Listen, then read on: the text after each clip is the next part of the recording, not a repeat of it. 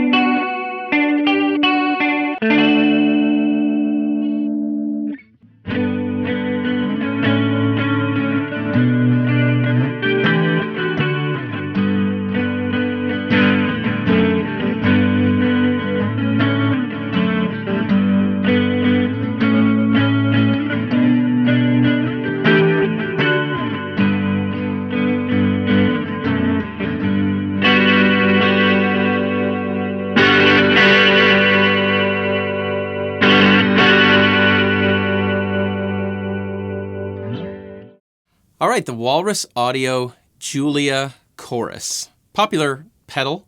Came out a while ago, but this is actually the first time I am playing it. And very lush, very fun, swimmy sort of sounds. I wanted to put even more swimmy sounds on there, which I did. I put some timeline delay and Crazy Tube Circuits Splash Mark III reverb, and also some little bit of overdrive even, and then I put some tremolo from my Supro Coronado, which just gave me a real swimmy ocean of sound. They say Julia was this mysterious woman, sea creature, demigoddess, who was making these otherworldly sounds, and that's what I felt like I was conjuring as I played this pedal. So, hey, I don't know how much you know about chorus, but you might be asking yourself, what technically is a chorus, Aaron? A chorus is a vibrato mixed with a dry signal of a guitar. So a vibrato is a pitch shift up and down. So if I, play a note, I'm bypassed on the pedal here. If I play a note on my guitar here, and then I bend it up and down, I'm basically doing a vibrato on that string. That is a vibrato. It is going up and down in pitch. Now what a chorus does is it splits your signal into a dry output and a vibrato output, and then it blends those two. And the blending of those two and the kind of phase shifty around the blending of those two as the one signal basically just passes through like that, and the other signal passes through like that, you get this chorusy thing. So if I just go like knobs at noon here, I'm going to explain these in a moment, but turn this thing on, play that note. So if you listen, you can hear it going, oh, oh, oh, oh, oh, oh. That mixed with the dry signal creates what we think of as chorus. In its simplest form, that's what it is. So on the left here, you have rate. That's the rate of the chorus, also shown by this very bright two LEDs here. This LED on the right is showing your rate. So as I turn it up, you'll see that light speed up. And as I turn it down, you'll see that light slow down. That's basically the speed at which the vibrato is going.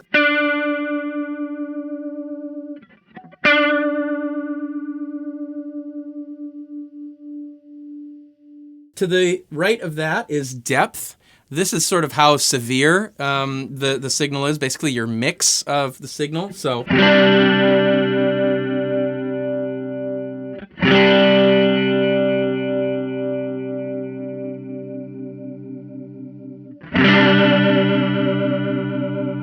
it gets more dramatic as you turn it to the right. And then these two knobs over here, kind of interesting little ones here. This one that says DCV, you are blending basically between, all the way left is dry. So if I have it all the way left, it doesn't really matter what I'm doing up here. You're not going to hear anything. Turn it off. Samesies. Turn it back on. I'm just dry. As I turn it to the right, it is blending in that modulated signal. If I'm straight up and down at noon, that is typically, that's like 50% dry, 50% vibrato, which is like a standard chorus sound.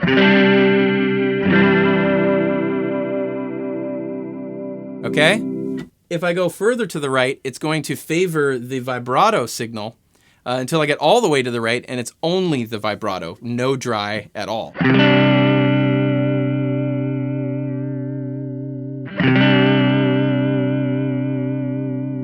So now we just hear the vibrato. So this is not only a chorus, but it's a vibrato as well. If you have it all the way to the right, you can just do vibrato. Some people will put a vibrato on their clean signal and just like have it on all the time at like a low rate and a low depth here. Listen to this.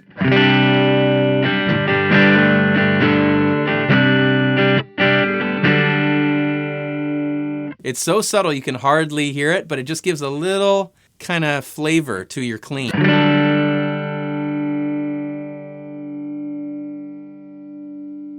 Here's without it. Turn it on. A vibrato is a more subtle effect than a chorus, whereas if I turned it toward the middle,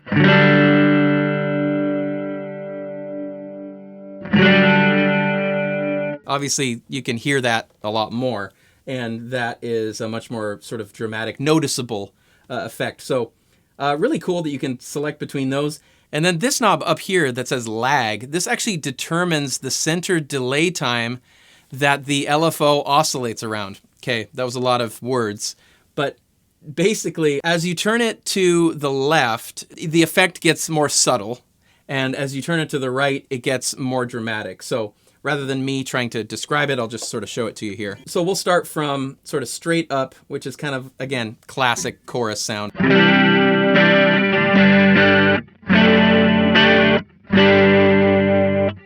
Turn it to the left, maybe let's go all the way.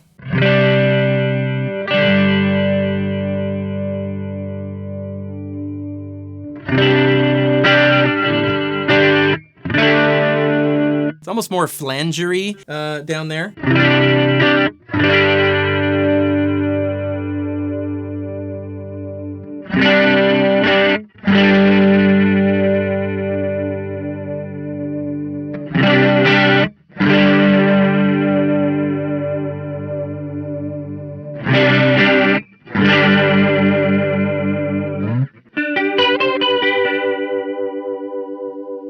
And if I have this lag all the way up, and then I go like all the way up on the depth as well, we can start to get some crazy sounds.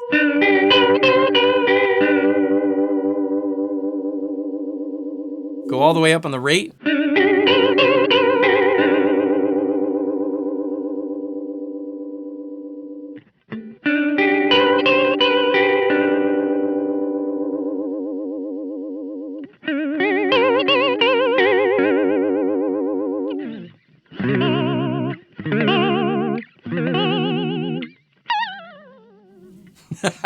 And then this switch over here changes the modulation type for the vibrato from a sine wave like vibrato to a triangle wave.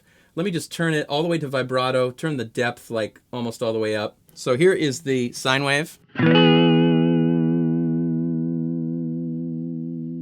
You can just kind of hear it smoothly modulating there in that sine wave mode. Switch it to triangle. Sort of jumping a little bit more. So if you imagine a triangle wave, that's what it's doing. It's more jagged, it's a little harsher. A lot of the classic choruses actually had a triangle vibrato, so you can get kind of that more classic chorus sound with this triangle, I found. Maybe bring our depth down a little bit. Let's bring our rate down. Let's just do like a classy chorus.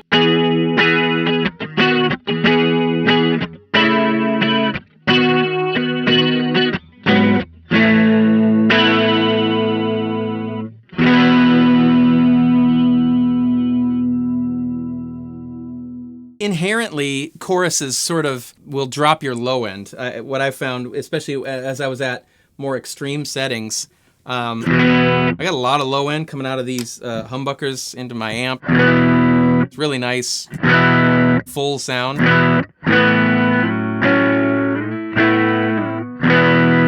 Turn on the pedal.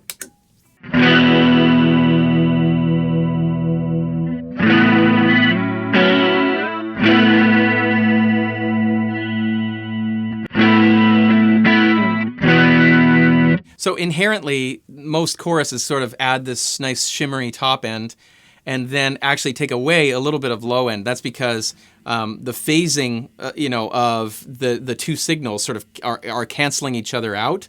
And so usually with a chorus, it'll start to cut low end, but you kind of want that, honestly, in a chorus, because if it gets too swimmy and you're doing like pitch modulation down low, that can sort of almost sound not very pleasing and make you feel a little bit uneasy when a lower frequency thing is being like pitch modulated. Hey, maybe that's what you want to do, but in general, choruses sort of cut that low end.